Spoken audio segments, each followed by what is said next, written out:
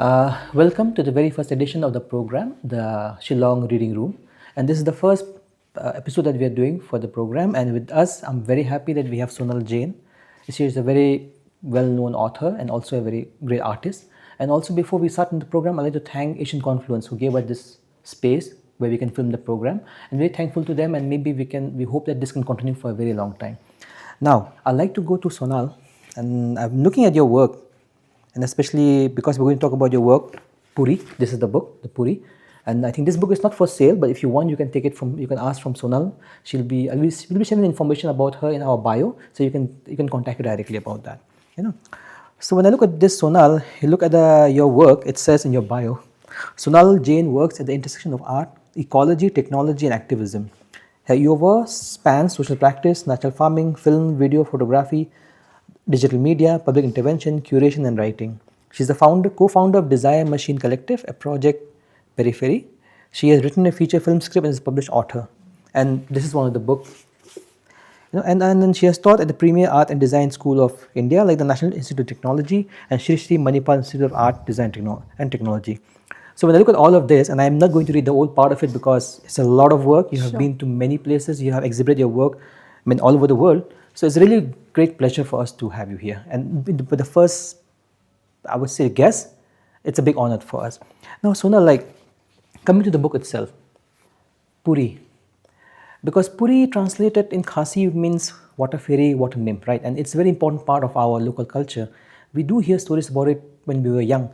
So how did you come about the idea that you should do a project on Puri and also write a book on that? And then so many beautiful pictures out here. So can you tell us something about this?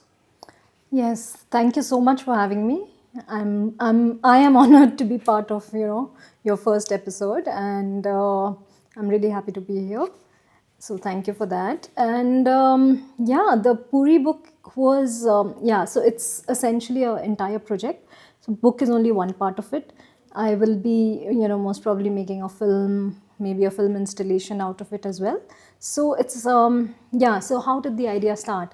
I started hearing stories, not like the Thlen myth which I had heard when I was a child, but much later when I was in Shillong. I actually heard. I was visiting one of the people I've written about, Kong Angel, in the book, and she told me about her two boys being possessed. And since then, it kept kind of going on in my mind. And essentially, my work is very research based, so I started doing a research on this. And then came COVID. So it was a very interesting moment because suddenly what happened is actually that everything kind of quietened down. There were very less people and even tourists and everything. And so as the first phase kind of waned, I was doing my research online and everything and trying to also find parallels between the Puri myth and other cultures, and like the mermaid and other things as well. And slowly what happened is that I started traveling a bit once it was allowed. And it was essentially, in a way of also connecting to the land, to the landscape. So I think being interconnected with the landscape was a huge part of it, because that landscape is something that it's a more a memory function. So through these stories, what I realized is that each stone, each mountain, each river has a story. And authors like Diane Elk talk about this. She talks about it in her book Sacred Geographies, for India, and that's very true of Meghalaya as well. And so I've grown up in the shadow of the Shillong, mountain, and suddenly I realized that it's a god. So it just became more and more interesting to kind of delve into this. And for me, not being an ethnic person from here, I think it was also very important to give me this sense of place in, the place that I was born. Being born here, of course, I have a relation to the landscape, but, it became like a search for myself, for my own identity in a way. What does it mean to be with these mountains, rivers, streams, etc. So that was one part of it. Thank you so much. I mean, I think I can see that there are a lot of things they have said out here. For example, let's say like because ethnically a Khasi, but the story of Puri is a story of the Khasi culture, the Khasi mythology out of that. So in a way, while you're doing the story, you're trying to connect with the part where you because you've lived here for all your life, right? So that's really interesting, in fact. And because you must have traveled a lot, because I saw in your bio, you have gone to so many places, right? Have you seen a parallel story like a Puri, let's say, in other places? Are there any similarities? Are there any dissimilarities? Or like, is this story here a little different than the others? I think, if you talk about the specific story, I haven't come across, something that's exactly parallel. But I think there are definitely similarities because, when you talk of places up in the Himalayas, even there I've heard that people talk about not crossing rivers at 12 o'clock, midnight or noon. So I think somewhere these stories would have been there, but, they don't exist anymore probably. But also, I think what I'd like to touch upon here is, the idea of the songlines in Australia. So through my travels, that is the interesting part of traveling, for work because I got to speak to a lot of Aboriginal people there, and from them I heard about the songlines, which was completely fascinating. Songlines are essentially stories and songs that came about during the dreaming period where the land was being formed, and the way people use them now is actually sing these songs. So each stone, each river again has a story related to it, and when you're singing these songs you can actually navigate the entire continent of Australia. So that made me realize that there are parallels here because I think each indigenous community has some is very very connected to the land, and that's how they also relate to it. Yeah, very interesting because talk about the songlines. I remember there was a story about a Native American tribe when they're trying to, let's say, put up their case against the colonial court that they own the land. So the court had asked them, "How do we know you own the land? You have any maps?" And then they sang a story, and then they say, "Yeah, from here till there." But then the court never accepted that. So that kind of like folklore you're talking about the Puri, because I have seen in your book that it's not just in one place. The Puri is found in many places, right? So how did you identify the sites where you need to go to look for the stories? Yeah. So I think you touched upon a very important thing about rights of, indigenous people, which is very much connected to the natural bodies. So that's something I also thought would be really important to do through this project. Because somewhere I think what we lack in India is documentation, of that sort. So what happens is that and this has happened in many countries like Argentina, a lot of Latin American countries, New Zealand as well, where rivers and mountains have gotten legal rights now. Yes, yes. I So think it's in, I'm not mistaken, which country is that? Ecuador as Ecuador, well. yes, Yeah, yes. that's a very famous case, but also New Zealand and other places. So I Yeah. think that is really important, and that can only happen if you think of the natural world from a very different perspective than what Descartes has given us, the discourse that he's Yes, given us, which kind of goes, which basically says that everything is has a duality, like the man nature divide, man woman divide. Yeah. So if you go beyond that, what is what is matter? And matter now, a lot of even Western philosophers are talking about this in new materialism. Matter is actually alive. It is just changing, and our relationship to matter is what defines it. So the subject-object relationship, which is again very much part of the Enlightenment process, has been discarded. So once we start looking at that and we give each entity, natural entity, its rightful place, then only we can save whatever's left of nature. Very true, because I remember in New Zealand also, right? They had a case about the river to treat it as a natural person, right? As a human, as a person with rights. So in India also, I think there was some attempt to use Ganga also for that. I don't know what has happened to that. But when you talk about your work, so it seems to me like when you bring life to the landscape, and use story as a way to navigate through them, you're giving them an identity, a personality. So hopefully, in the future, work like yours can be used as a part of how do you build a case for nature. Do you think something like that in your mind maybe going forward can happen? Your work can contribute towards that? Absolutely. And that's why I think, like if you look at the book, I've actually documented even the springs, the myth Yes. of the 9 springs, Yeah. which actually feed, a lot of Shillong. And also, things like the mountain, we are all living in the shadow of, Lum Shillong, which is actually a god. Yeah. And the 9 springs all have their own entities. And the moment you give them those rights, people are not able to destroy it. So again, what happened with Descartes' idea is that nature was kind of like the natural rights of nature were taken away, and therefore man was able to kind of go into this kind colonial project and become extractive of nature, and that's why we've reached this point where we are sitting on the brink of the 6th mass extinction. Yeah, very much. And how, and I think even locally in Shillong, we can see the effects of global warming. You and have been things here like for a long that. time. You must have noticed that. All of us are complaining about how the heat is going up and things like that. So it's very natural. So I think giving back the rights of nature is definitely at the core of it. Yeah, because you said that, like, because I look at the book and look at the core theme, it's environmental stewardship, connection between human and more than human. So, like, I mean, I can see those elements being played out in your book. Can you tell us something more about that? Absolutely. So I think that is the, like core of the problem. Like if we talk about the theory, it is definitely the dualism that Descartes has given us. And when we look at our personal, like as individuals, I think it's the connection with nature that we've lost.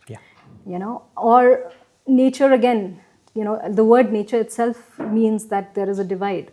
So we can call it more than human world.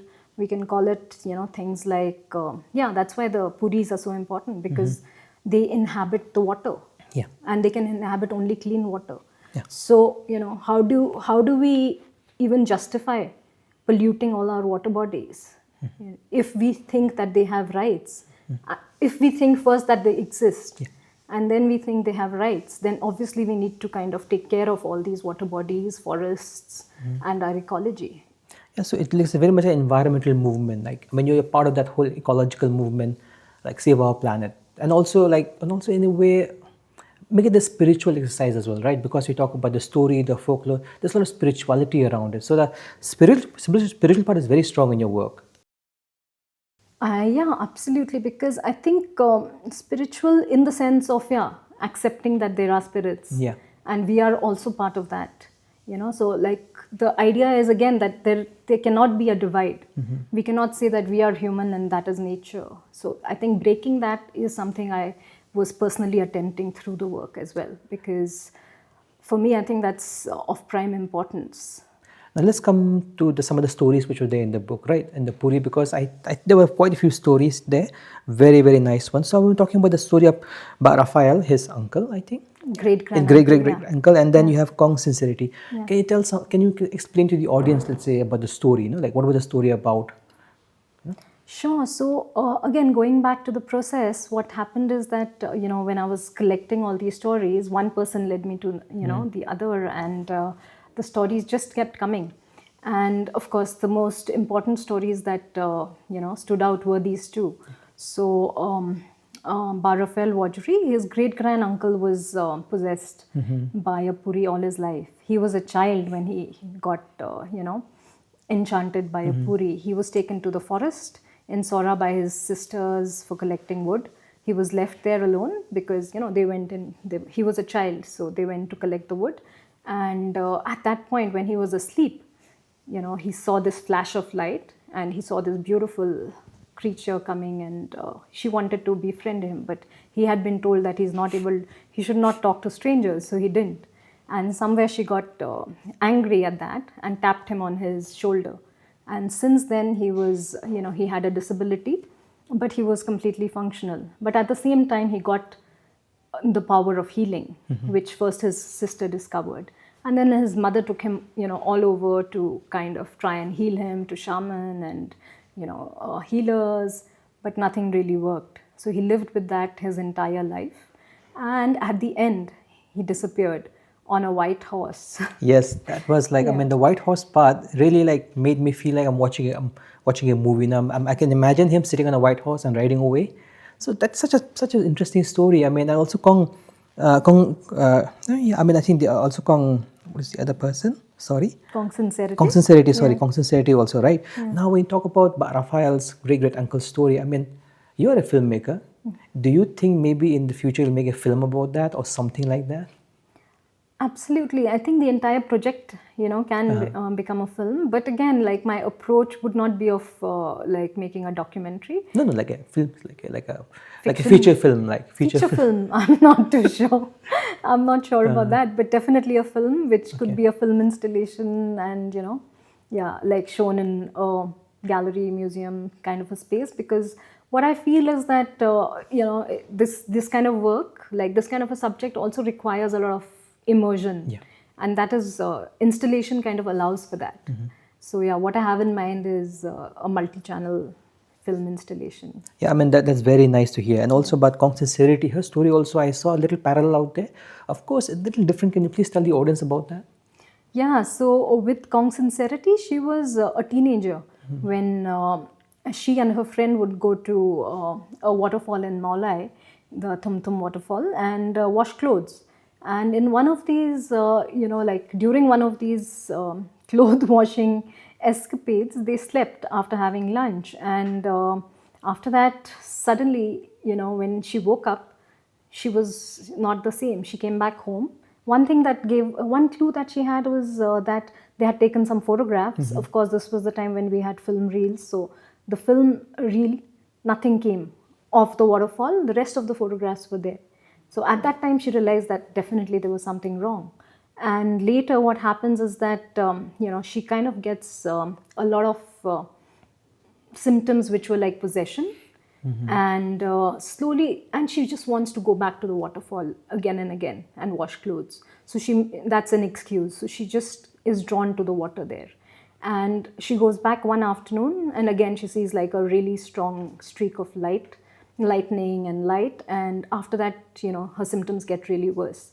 And so then she goes into this parallel reality. And that itself is really interesting, because I think the idea that you can go into a different realm happens when she's asleep. And so that idea of going into alternative realms is a very strong one for her as well. So she does that, and she goes into this cave, and she's taken to these gods. But the gods refuse her entry there because she's not a virgin anymore. She had a boyfriend and she wasn't a virgin. So then she has to come back. And but she is granted 3 boons by the gods. So she later in her dream, the gods come to her and grant her this boon of healing. So again, she lives with that, and she lives a normal life after that, more or less normal life, whatever we can call normal. Yeah, because you look at this story, okay, about Raphael's great uncle, and and also Kong Sincerity, they got gifts. But at the same time, they were also suffering from some physical ailments, right? And they also came after they had the experience with the Puri. So it seems like there is, like, you get the blessing, but you also get the curse. So that is a very interesting phenomena, like that I can see that was being talked about in this story. What do you think about that? Absolutely. I think, again, I think it's this idea of duality that we need to kind of shed, because we again have, completely given ourselves up to the idea of good, bad, evil, and, good again. And so I think it's just things, this is how life happens, So and they were okay with it, because even with Kintoshai, who was Bar Raphael's great grand uncle, he was told that the Puri loves him very much and will never, let him go. And he lived, he did not get married. So, in that sense, he didn't have like a normal life. But at the same time, he had this gift of healing. He was living a normal life in spite of his, disability. And he was greatly loved and regarded. And also what was beautiful about his story is that the Puri at the end, when he finally, dies, comes to say her final goodbyes. So I thought it was very beautiful. Yeah, this reminds me of something because disability in many cultures. I remember watching Ramayana, no, when Kaikai. You know what's the name of this lady, like the person that the maid with the hunchback? I forgot her name, but she was the one who poisoned Kai, you know, like Ram's foster mother, no, so that he can be sent to the forest. And you see people, let's say in movies, also no Hollywood, Bollywood. You look at people who are disabled. I mean, there's something wrong with them. Right. They are the one who are evil, right? They're the one who are the villain. Let's say in that film. But in this story, you say the way how the stories are is like if you're disabled, maybe there's nothing wrong with you, but maybe you have some special gift. So it's like you are empowering disabled people. I'm not trying to stretch it so much, but it does give a positive, let's say, way of how to look at disability rather than just being a handicap, but also being a blessing. What do you think about that? I mean, in terms of the story itself. Absolutely. I think both the things came together for, most of the people who got these, who were blessed or cursed by the Puri. And of course, they had, more difficult lives probably. But again, in a way, they were chosen ones. So, yeah, I'm sure, they had their reason for being chosen. And Kong's sincerity story was interesting for me because then she's a woman and the Puri is a man. Now I always thought like I never knew that Puri could be man also because then so that was very interesting that I never knew about it. So did you find also let's say stories elsewhere about Puri being man? I mean, maybe you haven't put it in your book, but maybe you have heard about it. Yes, absolutely. So Margaret Linder, who's done a lot of work on this, even in her paper, where she writes about a lady called Riti in East Khasi Hills, whose mother was who died of a possession by the Puri, and her two sisters were also possessed by Puris. So even in those cases, the Puri were men. Yeah, very interesting. Also, one thing about Kong sincerity, because talk about her being not a virgin, that's why the gods couldn't accept her. But Kanton Shai was not a virgin. I think was married, right? So in a way, I think somewhere in the story again there is a little bit of a gender element out there where a woman has to be a little bit, I think, would say more than a man in terms of her fidelity or something like that. So what do you think about that part of the story? Yes, absolutely. Kintushai was a child when he was possessed, so he never got I married. think there was one more person, like he was staying in the outside. Lusha, he was married, right? But he also was possessed by Puri. So definitely, I think what happens in stories is that your social, cultural, religious biases and the norms do come in. So somewhere that does reflect in these stories. So definitely there is a gender bias there. And also because, like you said, popularly you hear of Puris as these beautiful water nymphs and mermaids and things like that. So I think definitely it's colored by I was hoping maybe, and I'm just hoping that maybe the story was about sincerity meeting a beautiful woman. So like there is also in the past, let's say in our culture, we were not so homophobic. Like we had a more like a better idea of what gender is. So I was thinking maybe that was the original story, and maybe this is something we are talking about now. I'm just hoping. This is my hope only. Yeah. But we talk also about the sleep, going to the alternative reality. Right now, this is something very similar. I think we have talked about it also in terms of the were tiger, no, like a person's spirit becoming going into a tiger, becoming a tiger, right? So I think you have also talked a little bit about that. I think in some, I think footnote of the book. Sure, yeah, absolutely. So again, like how do you actually access these realms? Yeah. And I think the idea of interconnectedness with nature and more than human beings, it can happen if you are in a way ready for it. So these alternative realms you can access through a sleep state, through a dream state. So again, this is the idea is that Kong sincerity also goes into it when she's asleep in a dreaming state, which I think in Khasi is called Ramya.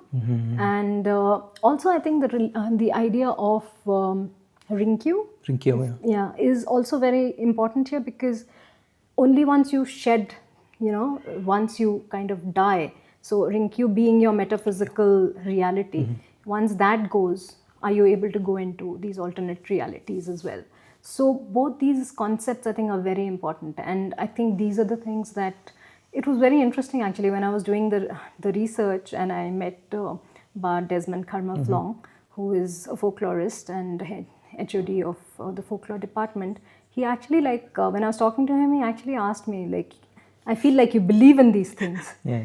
And I was like, how can you do, how can you actually do research on these topics without having some amount of faith in the people you're talking to and things like that. So, yeah, definitely. I think, like for me, these states can exist and you can access different realms and worlds, if you have a certain kind of trust in your own sensations, in your own world around, in the world around you. Because I think all of us have grown up with stories of ghosts and spirits and all kinds of things. So it's to me it's not something which is supernatural. Okay, so Sonal, let's see. There's one more part of the story which I found very interesting. In terms of when, I think like when the person who was afflicted by the Puri was taken to the traditional healer, was taken to the doctor, was taken to so many people, it didn't really cure him or maybe it gave him any comfort till he went to the Imam. That was so interesting because then here we talk about indigenous religion, Christianity, Islam, Hinduism, but here in this case, it was not someone from that religion who, let's say, helped the person, but was someone from another religion, let's say an Imam who helped him. How do you see this into this whole narrative right now we have about communalism, like religious, like a conflict that we talk about all the time now? Because the story is very interesting in that respect. Absolutely. And just to touch upon, even the way that, so this happened with Kong Angel's two sons, and he was cured finally, they were cured by the Imam. And what was very fascinating for me is when, she was narrating the story, is that their possession was almost like the film Exorcist. Okay. And because they got supernatural power, they broke all the windows. Yeah, I remember that, yeah. They broke the furniture. And, so it was really, so I was actually wondering whether there are influences, which I'm sure there are. And she took them to all kinds of healers. And her sister was married to a Muslim person. So finally, the Imam, was able to help. But I think in all our lives, this is what happens. I've seen it in my family. When it comes to actually, getting healed, there are no, religious or there are no lines. I've gone to Khasi Kongs who foretell, the future by looking at cards and things like that. So it's. I think these lines get blurred when you need, healing of that sort, when doctors don't work and nothing works. Yeah. So I think in all the cases, this is what happens. Yeah, because this is so interesting in the sense like now, this is like going across religion. So this story in itself, you can say, okay, it belongs to these hills, to these people. But the actors who are influencing are not from these hills. It can be from anywhere. I think you just need like belief, I guess. Just need to be part of that, I would say that realm, no? If you can enter that realm, no, right? Yeah, absolutely. Or desperation. Oh, desperation, exactly. We can say that. Yeah, desperation. Yeah, absolutely. Now we can talk also about, because the book itself, right? I mean, we've talked a little bit about that. Also, there was a map. And because I'm from geography, so I was very fascinated by the map you have about 9 springs. Can you tell us something about how the map was made, like data collection, how it was done? Yeah, so a lot of my work has been, about cartography and understanding what cartography is. Again, like decolonizing the idea of map making and things like that, and how it can give you a sense of, empowerment through that. And like we spoke about earlier, the idea of making the map was also part of kind of putting these things, because I was actually looking for a map of these 9 springs and I didn't find it anywhere. So it was almost like an obsession. I'm like, I need to go to all these springs and actually map it. And then finally I found that somebody, Bas Piton Kharkongor and Mr. Nongram had actually done something along these lines. So they actually had the coordinates. So once we had the coordinates, I went to the geography department, and with Ba Danny, he helped me go to Google Earth and actually help me, create this map. So it was really interesting, but initially I did want to go to all these places, but also, the other politics involved was that it was COVID time, and a lot of these places come under the Air Force, where the springs are. So we weren't allowed access at that point at all. So yeah, I was limited by that. But I think cartography is also very important to kind of give these springs and rivers their rights back. Yeah, because you look at some of the spring, those springs go and become umngot, go and become umyam, and there when you go downstream, you see these rivers are huge, they're massive, right? And it's so interesting to think that no, they came from these springs up there in Lumshalong, somewhere there, no. So, and you, through cartography, you're bringing it alive. You're telling people, yeah, if you want to see the origin of all these springs, these huge rivers, you go there. So, do you plan to go there one day, let's say, to go and see the spring yourself? Absolutely. In fact, I have been to a couple at least, and yeah, it's completely fascinating to reach that to reach the source of the water that we see downstream. But also, what I tried to do is go down to the Bishop Bidden Fall and see the end at least of the Umngot, because it's it's not a really long river, but what is horrifying is to see how we are able to pollute it within a few kilometers. And the amount of pollution there at those falls is just, unbelievable. So I think also what I would love to do is take, younger people, students on workshops. In fact, I'm planning something along those lines right now, because I have a collaborator coming from Taiwan, and she's a curator, and we plan to do a workshop with students where we actually access the river and show younger people how, right from the spring to the end, where the water falls, and looking at what in my father's time, because my father actually grew up in Jiao, and he took me to the Bishop Bidden Falls when I was a child, and it was just very pristine and clear even then. And now if you go there, it's just amazing to see how much pollution there is. Yeah, because the story about the Puri, right, you can only be there when you have clean water, right? Yes. And this book in itself is a reminder of that part of our history, of how it was and how it could be. So hopefully that maybe this book can be a catalyst towards that kind of movement in our city, in our state, because we do need a lot of work like that to show us, like talk about a little bit about the spirituality aspect, our connection to our land, because we say we're indigenous people, but if we have no connection to our land, and how do we connect through the stories? And this is why I think this book is really important in that regard. No, absolutely. And I think, this is just a very small, initiative. But at the same time, I think if it can work as a catalyst, I'll be more than happy, because you mentioned the Ganga, and, I've traveled a lot along the Ganga as well. And, very close to the source, they've built dams and they've diverted her waters. And it's supposed to be the most sacred river in the country, for the mainstream. And what have they done to the Ganga? So, I think the idea of sacredness is something we need to kind of explore or reinvent. And that's also part of the, attempt, because essentially what I was looking at is, again, like what are the younger people going to inherit? Yeah. Because we are destroying almost everything, and literally destroying everything. So, I have a niece who's 5, and she's already addicted to the screen. So, like, how do we actually take people into nature and create this connection? Unless these connections are there, we are doomed. So, that's something I feel strongly about. And I think we're almost coming to the end of the program. Maybe we'll talk about the methodology and the treatment of the book, because I saw that, for me personally, when I look at the book and I open the pages, it felt very melancholic. It felt very homely. It felt very warm. So, and the way how you arrange the letters, in like, and how, so like, can you tell us something more about that actually? Sure. So I think there are two things there. One is, of course, looking at the idea of how the Eurocentric worldview is taken as the main, and also, science and the empirical knowledge and cognitive forms being the core of knowledge in today's world. I think that's something we need to challenge, because we have the whole of India has oral histories, so how can we ignore those? In fact, things were written just a few hundred years ago, in most of Northeast. So what are we talking about? And also indigenous forms of knowledge now worldwide are being acknowledged as the only way to counter all this destruction that we are seeing. So I think those are things that we really need to kind of look at. And there are people who've talked about this, like the Portuguese sociologist Bonaventura de Souza Santos. He talks about this at length. He has, many books on this. So I think we need to understand that all knowledge is embodied.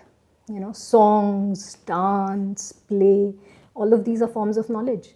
So we need to get away from this idea that it's just the Western-based cognitive knowledge that is the only form of knowledge. So that was definitely one part of it. So therefore the form of the book, because it's very fluid, it's very intuitive, it's very stream of consciousness in a way. And so the color schemes, the images, the letters, they almost talk about an alternative ontology. It's not, you can't have just one form, even if it's a book. And somewhere while I was making the book, I also became more aware of this, because I suddenly realized that like even when I was a student, I had this tendency to jumble up the words and try and play with it, and it was frowned upon. So finally when I was doing this book, I'm like, okay, I'm gonna do it my way. And I think it's more evocative, it's more communicative that way.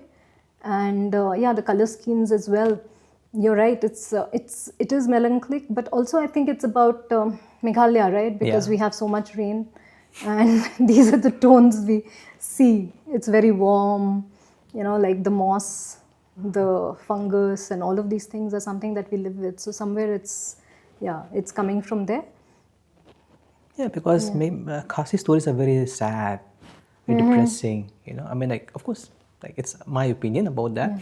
And also, when you talk about your work into the treatment, it seems like your childhood dream has come true with this work. I mean, because in the childhood you were.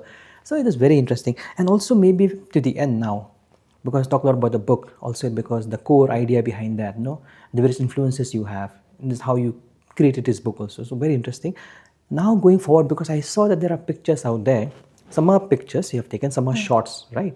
So what is the future? What are the future plans you have? I know you talk about Taiwan, the person from Taiwan coming and helping you, right? But are there any more plans that you have about the book going forward, or the idea itself? Sure, yeah. So one is like I have a lot of film footage that I've shot. So like I said earlier, making a film is something that I will be doing. But also I think, my attempt now is to reach out, I want the book to reach locally. Because I don't see the point of actually there is an audience which I have nationally and internationally, but the impetus is to share it locally with as many people as possible, and like we were talking earlier, to share it with younger people and try and create more workshops around it and movement to actually connect with nature in some way. So I'm open to ideas and suggestions, and working with the different departments, and maybe the folklore department as well might be something I'd love to do. Yeah, because can I have the book? Sure. Just want to show the audience. So this is the book, Puri, and this is a stream, because it talks about river, water bodies, right? And this book is not available on sale, but you can always contact Sonal, and we'll put her email ID in the bio, in the description of the YouTube video, and then you can contact her directly to get the book. And with that, Sonal, thank you so much for being part of this program. You're the first person we are interviewing, and we hope to maybe call you again when you have some new work. It'll be very interesting to talk about it more. And thank you so much, Sonal, for being with us today. Thank you so much. Thank you, Bhakta. Thank you so much.